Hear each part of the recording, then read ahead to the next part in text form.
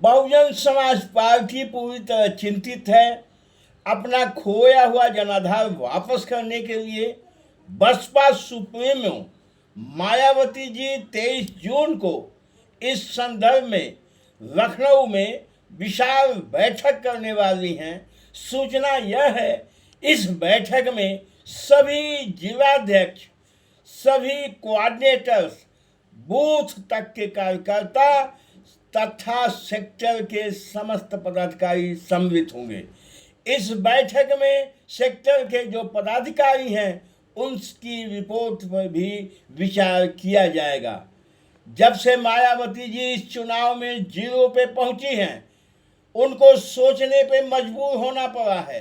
कारण यह है कि एक तरफ जहां बसपा का जनाधार घटता ही चला जा रहा है, वहीं दूसरी तरफ कुछ ऐसी ताकतें सिर उठाने लगी हैं जो बसपा के मिशन पे चलने की बात कह के, मानव कांशीराम साहब की बात करके, बाबा साहब डॉक्टर अंबेडकर की बात करके राजनीतिक रोटी सेकने में लगी हुई है।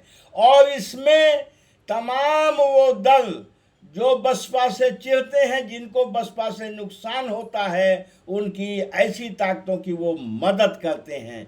यही कारण था कि बसपा का पराभव हुआ और बसपा के खिलाफ संघर्ष करने वाली ताकत चंद्रशेखर रावल भारी वोटों से चुनाव जीत गए।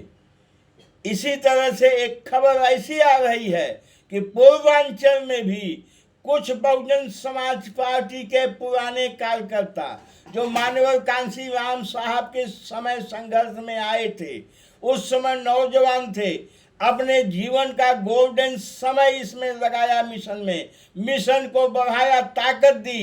बहुजन समाज पार्टी उनकी मेहनत पे 4 बार सत्ता में आई और 2007 से 2012 तक मायावती एब्सोल्यूट मेजॉरिटी से उत्तर प्रदेश की सरकार में मुख्यमंत्री रहीं।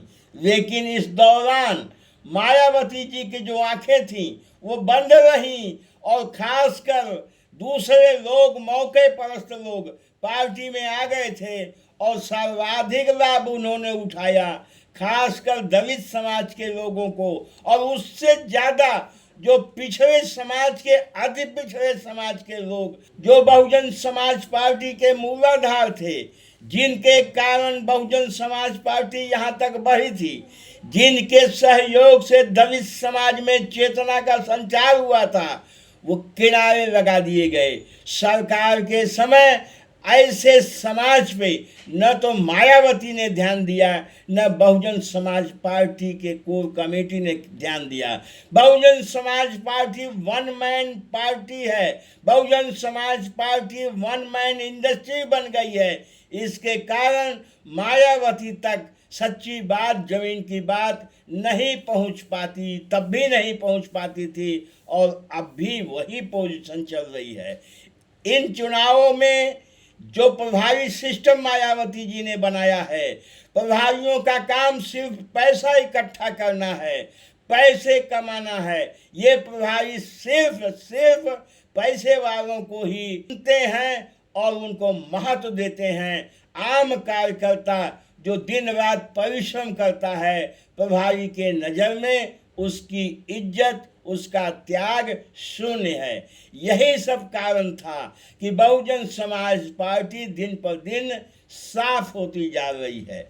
अभी पूर्वांचल में बनारस में 13 जून को ऐसे पुराने तमाम कार्यकर्ता इकट्ठा हुए थे और इकट्ठा होकर उन्होंने इस मिशन को बचाने के लिए, इस मिशन को सर्वाइव करने के लिए, इस मिशन को आगे बढ़ाने के लिए पुनः विचार विमर्श किया है। और ऐसा लगता है कि अगर यह पार्टी बहुजन समाज पार्टी या उसकी नेता मायावती जी नहीं बदलती हैं, अपनी आदतों में सुधार नहीं करती हैं, पैसे का मोह नहीं छोड़ती हैं, पूर्वांचल में भी ऐसे कार्यकर्ता एक पार्टी गठन कर सकते हैं जिनका मूलाधार दलित समाज और अति पिछड़े समाज का वोट होगा। ऐसी स्थिति में यदि पार्टी बन जाती है तो मायावती को पूर्वांचल में भी बहुत परेशानी झेलना होगा। अभी भी समय है,